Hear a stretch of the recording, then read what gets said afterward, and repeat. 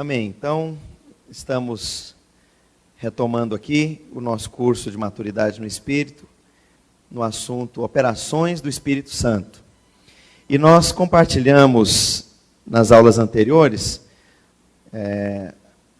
já falando dos dons espirituais, sobre o dom de línguas, qual o propósito do dom de línguas, como ele é importante como ferramenta para a sua edificação pessoal, como nós devemos exercitar o Espírito, fluir no Espírito, e isso é uma qualidade de um falar, né? Na verdade é um falar celestial, e a Bíblia diz lá em Efésios que nós devemos nos encher do Espírito Santo, é uma ordem que é dada para você e para mim, né? Não é Deus que te enche do Espírito Santo, numa atitude unilateral dele, mas a Bíblia dá uma ordem reflexiva, enchei-vos, em outras palavras, encha-te.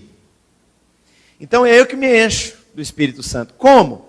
Falando, numa qualidade celestial, né? E falamos então que o dom de línguas tem isso, é uma ferramenta que Deus dá para que você, para que nós possamos nos edificar. E aí falamos ontem também que todo trabalho na vida cristã requer o exercitar do Espírito.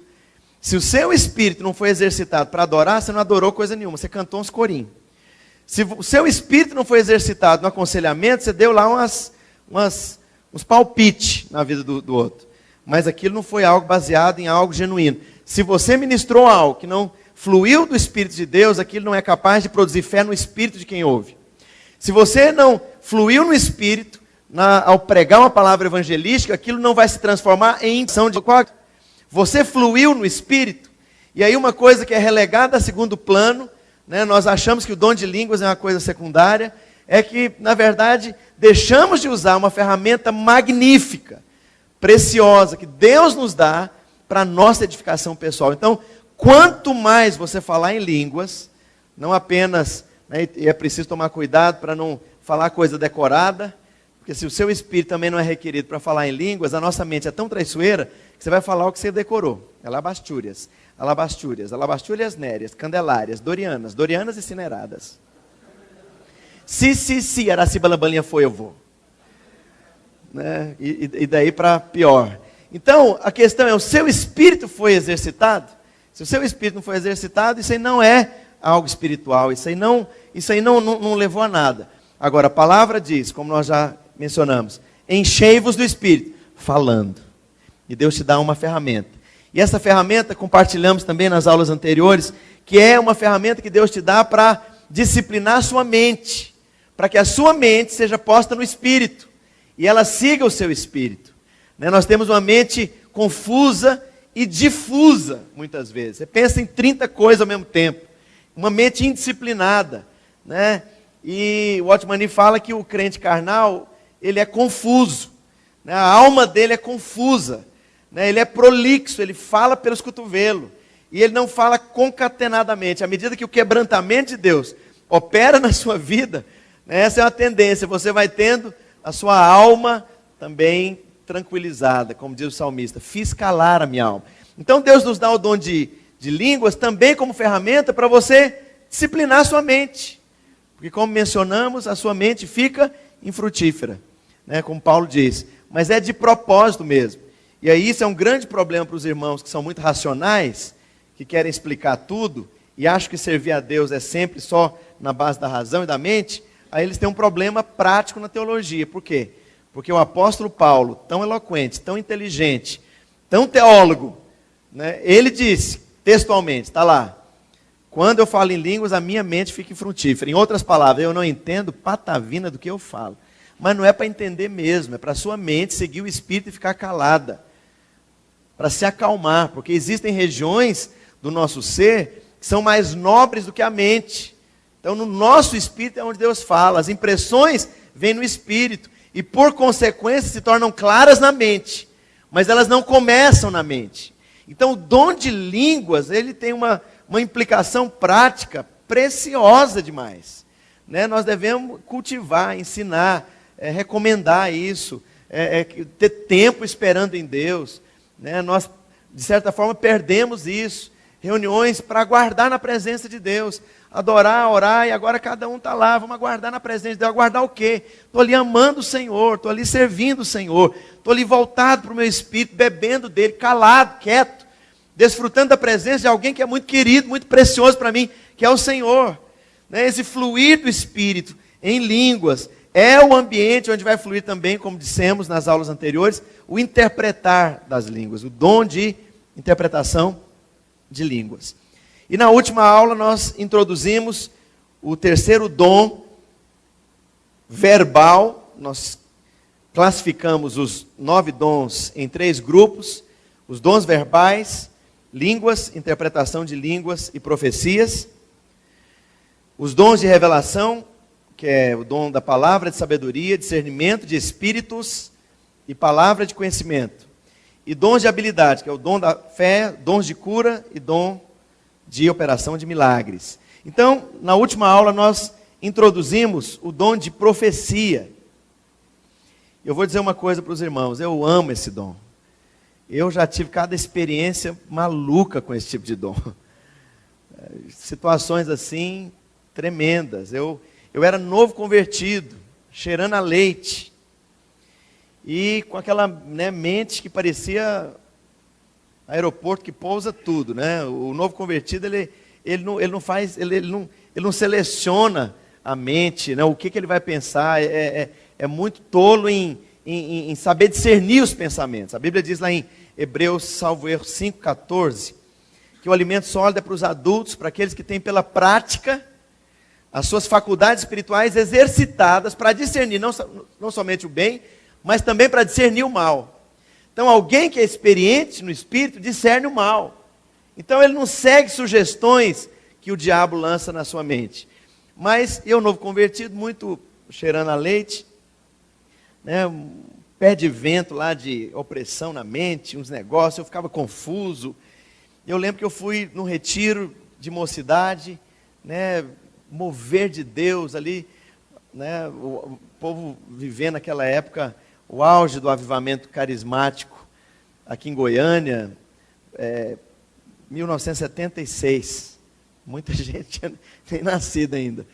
E tô lá, né, menino de tudo, novo convertido, não tinha nem um ano de crente, e eu cheio de dúvida, e com meu coração assim, cheio de dúvida. Sabe que o crente, quando fica cheio de dúvida e perde a fé, ele fica igual, ele ganha espírito de coruja, né? Ele fica olhando assim, né, não flui, né, ele sai fora, né, fica medindo, né, o que as pessoas falam, o que as pessoas fazem. Eu estava nessa.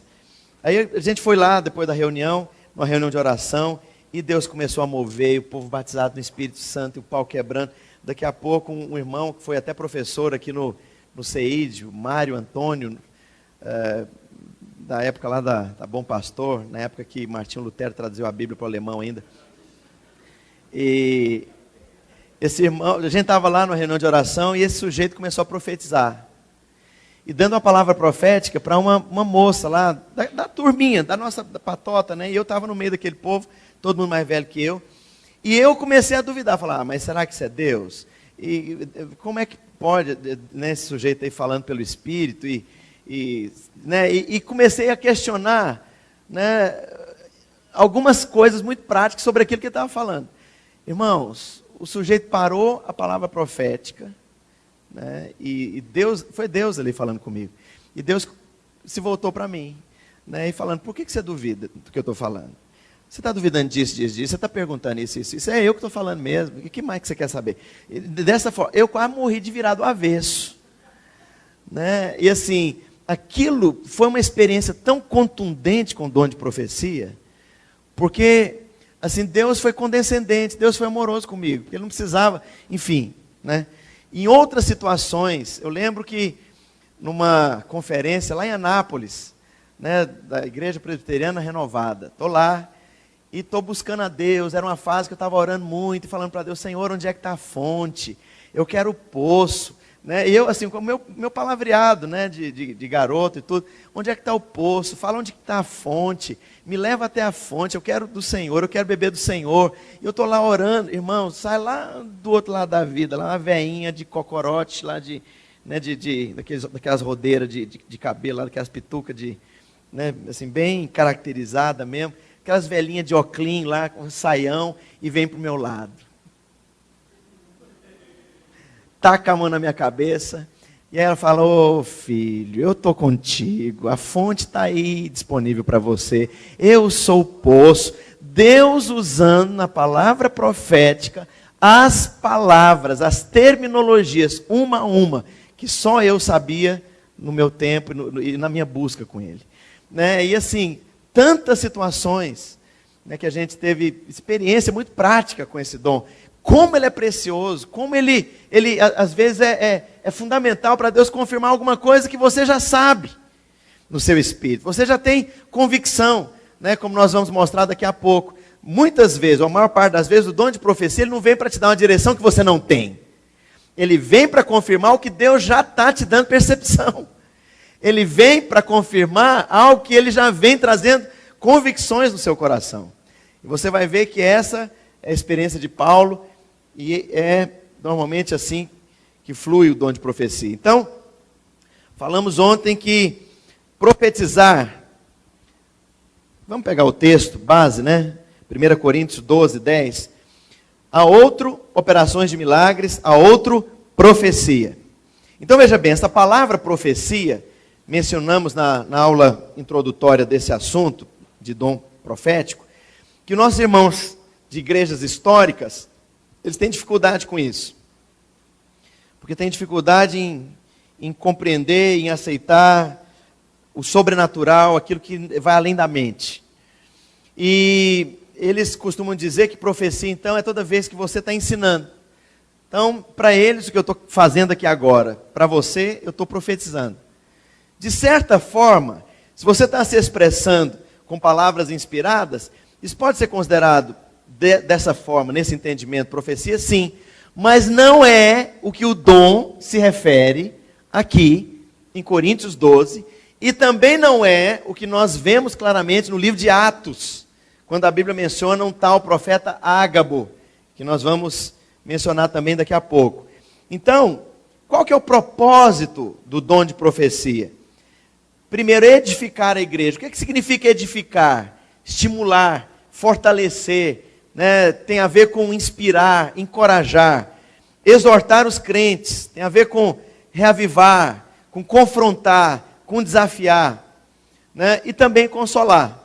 Falar palavras de consolo e encorajamento. Ontem alguém estava perguntando para mim sobre a embalagem que o profeta Natã usou para Davi. Quem é que estava comentando comigo sobre isso? Alguém comentou comigo sobre isso, né? Sobre o profeta Ágabo. Isso o Velho Testamento. Olha o que ele faz. Ele vem e conta uma historinha para ver a reação de Davi.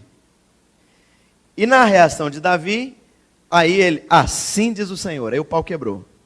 Agora veja bem, Ágabo pôs a embalagem que ele quis na palavra profética, porque na verdade ele teve a percepção do que estava acontecendo com o rei, Deus falou com ele o que estava acontecendo com o rei, e Deus deu uma direção do que ele devia falar, no sentido de confrontar Davi. Agora a embalagem que ele colocou foi aquela, de contar uma pequena história e depois trazer a mensagem.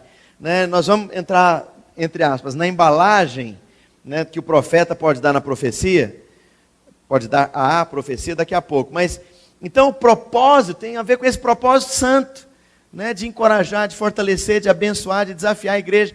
E se você lê histórias, né, e biografias e a história da igreja, especialmente nos últimos 100 anos, a gente tem algumas coisas admiráveis. Por exemplo, antes do genocídio turco, praticado contra os armênios, onde morreram mais ou menos 2 milhões de armênios, por conta de conflito étnico. A Armênia, de certa forma, fazia parte da Turquia, do Império Otomano, e naquela confusão toda, enfim, houve um conflito terrível. Até hoje eles brigam.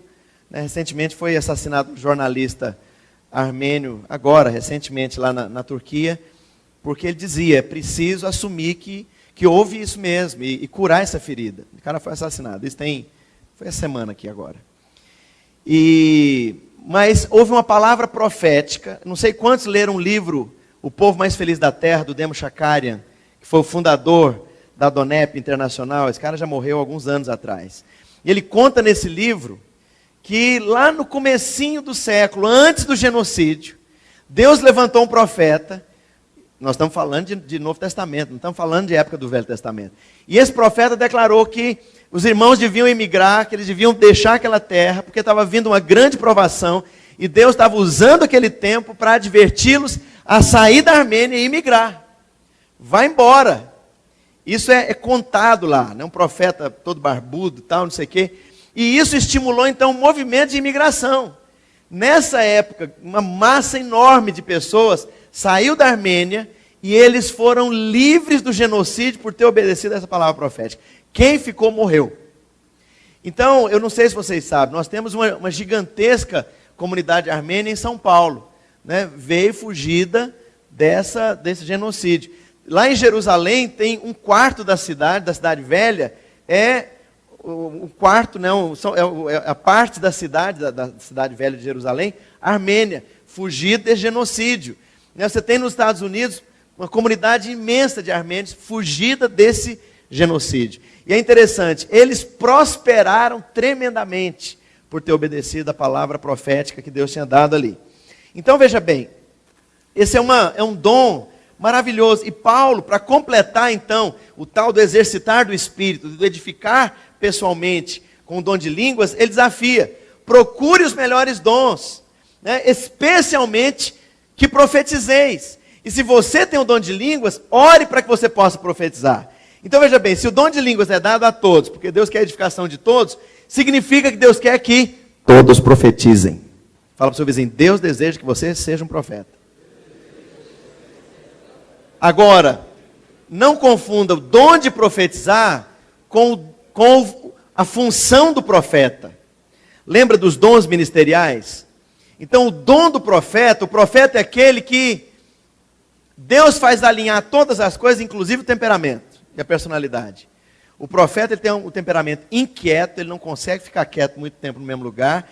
E o profeta desafia, ele confronta acerca da fronteira, da nova fronteira que a igreja deve ir. Ele traz uma atmosfera de inspiração, ele desperta a liderança, ele desafia potencial, né? E uma igreja não pode ter só profeta, porque ele vai destruir a igreja. Uma igreja que só tem profeta, ela nunca se consolida em nada. É um negócio, agora o pau quebra, agora a conferência do pau quebrando, agora a conferência do vamos ver, agora arranca toco glorioso, agora eu não sei.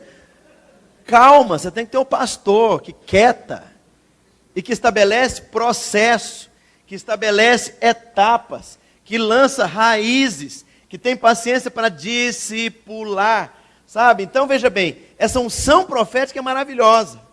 Né? E estamos falando do dom, do ministério do profeta.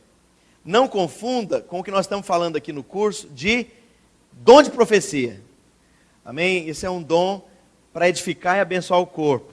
E falamos na introdução desse assunto, acho que na segunda aula, salvo erro, que os dons ministeriais são pessoas, que Deus dota de um dom específico, né, com um propósito também específico. Né? Então o dom do profeta, o sujeito é um profeta. Aqui nós estamos falando do dom de profetizar, onde a profecia é um dom distribuído na igreja para edificar, exortar e consolar. Não significa que a pessoa é profeta. Se a pessoa tem dom de profecia, não significa que ela é profeta. Ela está fluindo ou está funcionando no dom de profetizar. Muito bem. E aí, deixa eu caminhar usando até os PowerPoints que vocês têm. E que vai estar aparecendo também no vídeo, para vocês que estão vendo em casa. Alguns mal entendidos. Primeiro, as profecias não devem ser confundidas com uma pregação, que nós já mencionamos aqui. Segundo, dom de profecia não é para você ficar predizendo o futuro. Então, né, não é o ledor de sorte espiritual. Né? Aqui, nos primórdios lá da minha conversão, lá no iniciozinho, tinha umas irmãs poderosas das periferias da cidade, o povo levava um saquinho de feijão, uma galinha, né, um pacote de macarrão, e todo dia à noite tinha uma fila lá para a irmã orar.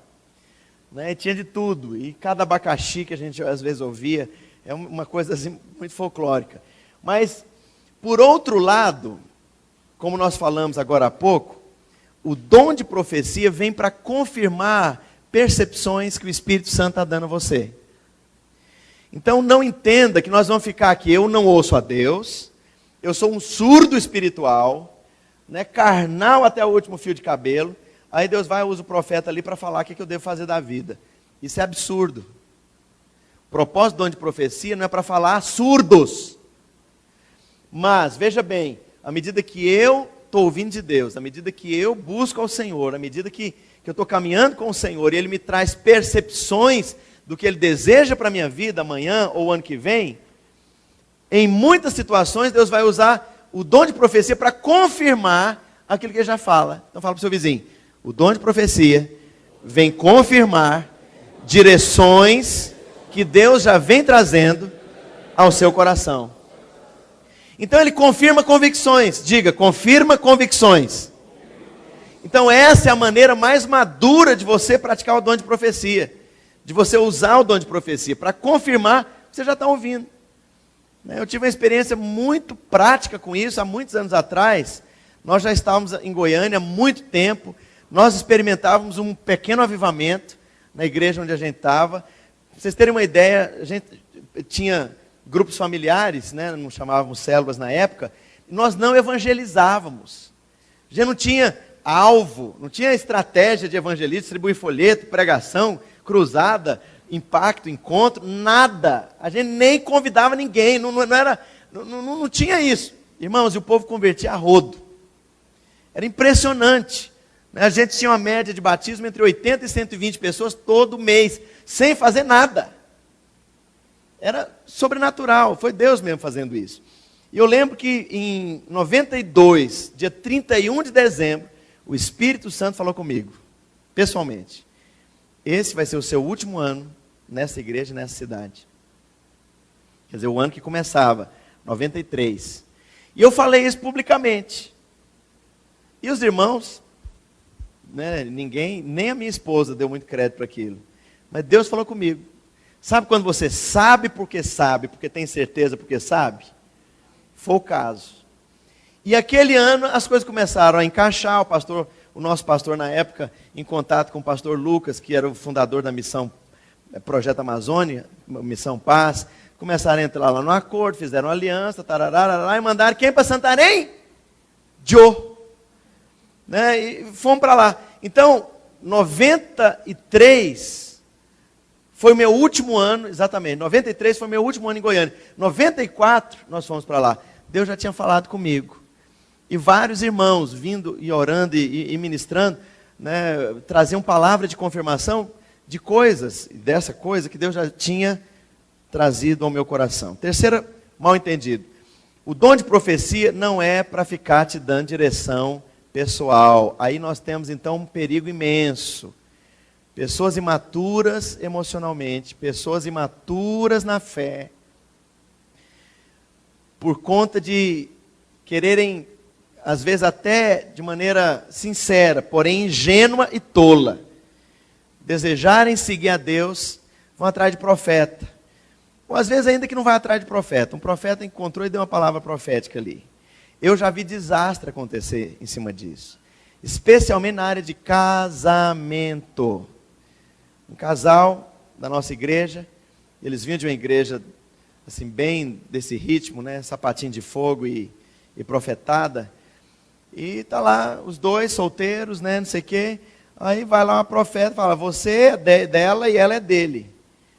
E aí, ninguém gostava, né? Ela não gostava dele, ele não gostava dela. Mas Deus falou. Não foi Deus que falou, não. Foi a dona Sebastiana que come arroz com feijão e farofa, gente. Mas por conta do negócio do Deus falou, fulano casou com a Beltrana casou com fulano. Viveram uma sucursal do purgatório. Você sabe que purgatório tem franquia, né? Você sai fora da vontade de Deus, você vai viver a experiência do purgatório. Né? Eu sei que viveram um inferno por uns 15 anos. Uma crise ininterrupta no casamento deles. E acabaram divorciando. Ele crente, ela crente, filhos, o inferno, foi a vida inteira desses dois.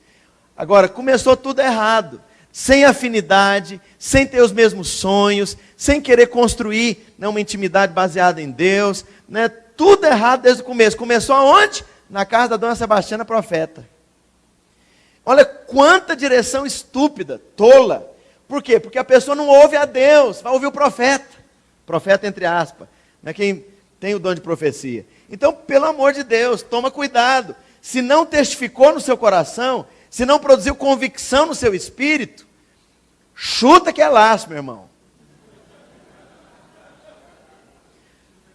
Sabe, qual que é o grande critério de uma palavra de Deus genuína? Primeiro, ela produz uma convicção no seu espírito. Diga, convicção. Convicção é diferente de empolgação. Empolgação é a alma, acaba em 2 horas ou em 2 dias. Convicção fica lá. Você sabe o que Deus falou. Segunda coisa, uma palavra de Deus produz paz. Te dá paz, mesmo quando Deus fala coisa dura. Mesmo quando Deus está produzindo tristeza para arrependimento. Mas aquilo no final é paz. Então uma palavra de Deus produz convicção, produz paz, e ela impele você a obedecer àquela direção dada por Deus. Quarta característica, ela alinha as circunstâncias para o cumprimento que Deus falou. Então, não tem convicção, você tem angústia, o negócio trouxe foi tristeza, você foi abatido, né? Deus, entre aspas, Deus falou, e aí você ficou prostrado, então não é Deus. Um outro caso também, com profecia, um sujeito que veio a ser vice-diretor da escola bíblica que eu fazia, onde eu estudei, era um irmão que tinha um emprego muito bom na Companhia Docas do Rio de Janeiro. Tinha um cargo alto lá, ganhava muito bem, um sujeito, né, estudado e tal. Largou tudo, deixou tudo para vir fazer a escola bíblica na época aqui em Goiânia. Fez tudo e a esposa dele, quer dizer, olha, largou família, apartamento montado, para viver um contexto muito difícil, muito desconfortável aqui em São Paulo. Em Goiânia. Estava em Goiânia. E eu sei que aí ia ter uma conferência, eles acabaram de mudar de um apartamentão lá no Rio para uma casícula aqui, abriram mão de um salário muito bom que ele tinha lá, né, licença para interesses particulares, não ganhava nada, estava vivendo pela fé com uma merrequinha lá por mês, enfim, e toda a família renunciou. Aí, numa conferência que teve, eles foram hospedar um casal que veio do Nordeste. Aí a irmã, profeta poderosa, né, na primeira noite lá que sentou com o casal, que largou tudo lá no Rio de Janeiro, a irmã já começou a profetizar. Eu tenho vos tirado deste lugar e vos enviarei. Na hora que falou a senha, enviarei, a esposa lá do irmão começou a chorar. Mas chorar de desespero. Acabamos de chegar aqui.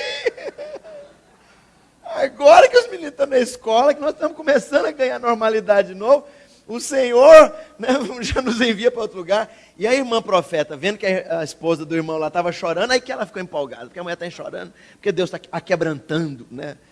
Ainda fala errado. Irmãos, eu sei que aquela profecia não teve nada a ver com nada. Imagina se esse casal não tivesse maturidade para julgar aquilo que não vem de Deus.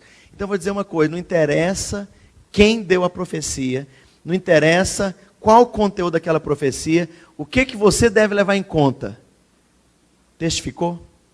O Espírito Santo já vem falando com você sobre esse assunto, é algo que produz uma convicção e produz paz, aquilo te dá uma segurança em Deus, de que o Espírito Santo está por trás daquilo. Se não tem paz, não tem convicção, se aquilo não tem te impelido, e não alinha as condições de maneira prática para acontecer, chuta que é laço, não vem de Deus.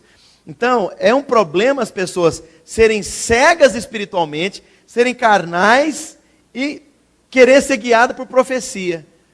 É o pior negócio que tem. Fala para o seu vizinho, se a profecia não produz convicção, paz e o impelir na direção do cumprimento da direção dada, ela não é de Deus. Muito bem.